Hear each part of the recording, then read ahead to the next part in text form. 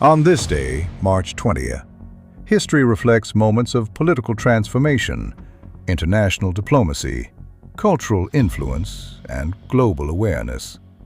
From a nation gaining independence in North Africa to historic diplomatic visits in the Caribbean, and from worldwide celebrations of happiness to wildlife conservation and colorful festivals in Asia, March 20th offers a fascinating snapshot of how diverse events across the globe can shape our collective story. Our journey begins in North Africa. In 1956, the country of Tunisia achieved a defining milestone in its modern history. On March 20th of that year, Tunisia officially gained independence from France after decades under French protectorate rule. The independence movement had been led by nationalist leader Habib Bourguiba, who became the central figure in Tunisia's political transformation and later served as the country's first president. For Tunisians, the date symbolizes not only the end of colonial rule, but the birth of a modern nation determined to chart its own political and social future. Following independence, Bourguiba launched sweeping reforms aimed at modernizing the country. Among them were major changes to education, economic policy, and social rights. Tunisia's progressive personal status laws granted women unprecedented legal protections in the Arab world. But Bourguiba also understood that Tunisia's success depended on strong international diplomacy. Throughout the 1960s and 1970s, he worked to build strong relations with both European and Arab countries, positioning Tunisia as a moderate and outward-looking nation on the international stage. In 1965, Bourguiba made an official visit to Lebanon, where he met Lebanese President Charles Helou. The visit reinforced Tunisia's ties with the Arab world and strengthened political and cultural cooperation between the two Mediterranean nations. A few years later, in 1972, Bourguiba made an important state visit to the Élysée Palace in Paris, where he met French President Georges Pompidou. The visit symbolized the evolution of relations between Tunisia and France after independence, shifting from colonial ties toward diplomatic cooperation and economic partnership. At the same time, Bourguiba focused on developing Tunisia's infrastructure and modernizing the country. One of the key milestones came with the opening of the Tunis-Carthage International Airport, inaugurated by President Bourguiba as part of the country's modernization efforts. The airport was designed to handle around 2 million passengers per year, reflecting Tunisia's ambition to expand tourism, trade, and international connectivity.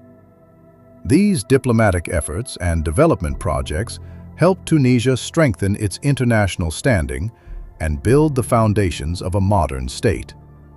Many historians credit Bourguiba's pragmatic leadership and foreign policy with helping Tunisia establish itself as one of the more stable and progressive states in North Africa during the decades following independence.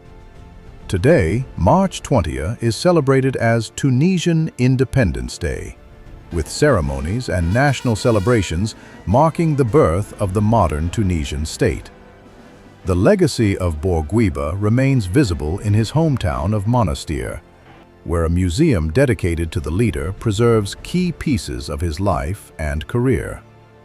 The Habib Bourguiba Museum in Monastir opened in 2013 inside a former presidential palace, displaying personal belongings, photographs, speeches, and historical artifacts from Habib Bourguiba, Tunisia's first president. Among the items on display are his Mercedes-Benz 600 limousine, pieces of his clothing, and several official documents, including his passports and his national identity card, famously marked Number 1. On March 20, 2003, the Iraq War began, when the United States and coalition forces launched military operations against Iraq.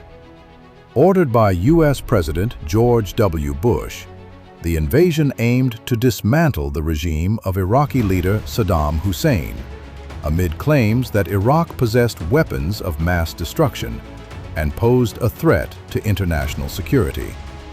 The opening phase of the conflict, often described as the shock and awe campaign, involved massive airstrikes designed to quickly weaken Iraqi military infrastructure.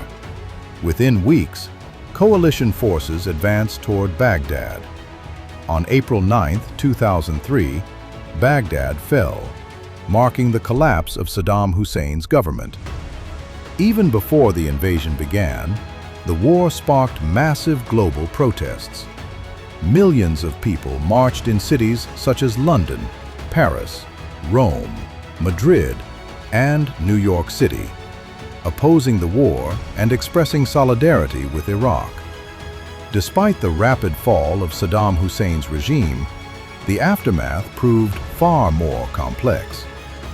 The conflict triggered years of insurgency and instability that reshaped the Middle East. The war continued for years. The United States formally ended its military mission in Iraq in 2011, nearly 8 years after the invasion. Yet March 20th has also witnessed historic diplomatic moments aimed at bridging divides rather than creating them. In 2016, U.S. President Barack Obama arrived in Havana, becoming the first sitting American president to visit Cuba in nearly 90 years. He was accompanied by Michelle Obama, the First Lady of the United States. The last U.S. president to visit the island had been Calvin Coolidge in 1928. Obama's historic trip marked a major step in the normalization of relations between the United States and Cuba after more than 5 decades of Cold War hostility. During the 3-day visit, Obama and his family toured Havana's historic Old Havana district, greeting crowds of Cubans who gathered in the streets despite heavy rain. He also held official talks with Cuban President Raúl Castro, discussing issues including trade relations, the decades-long U.S. embargo on Cuba, regional politics, and human rights. Obama later delivered a historic televised speech addressed directly to the Cuban people, encouraging dialogue and a new chapter between the two nations. During the visit, Obama also met privately with Cuban dissidents, who presented him with a list of political prisoners and expressed concerns about human rights. While some Cubans welcomed the visit with optimism, others remained cautious about how quickly meaningful change might occur.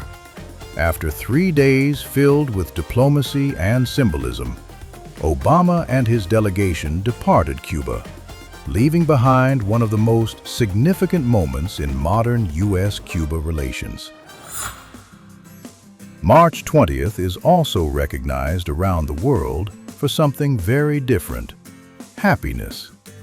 In 2012, the United Nations declared March 20th the International Day of Happiness, encouraging governments and individuals to prioritize well-being and quality of life.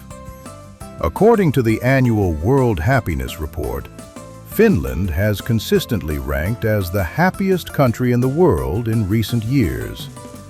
At the other end of the scale, countries facing conflict, economic hardship, or political instability often rank among the least happy nations.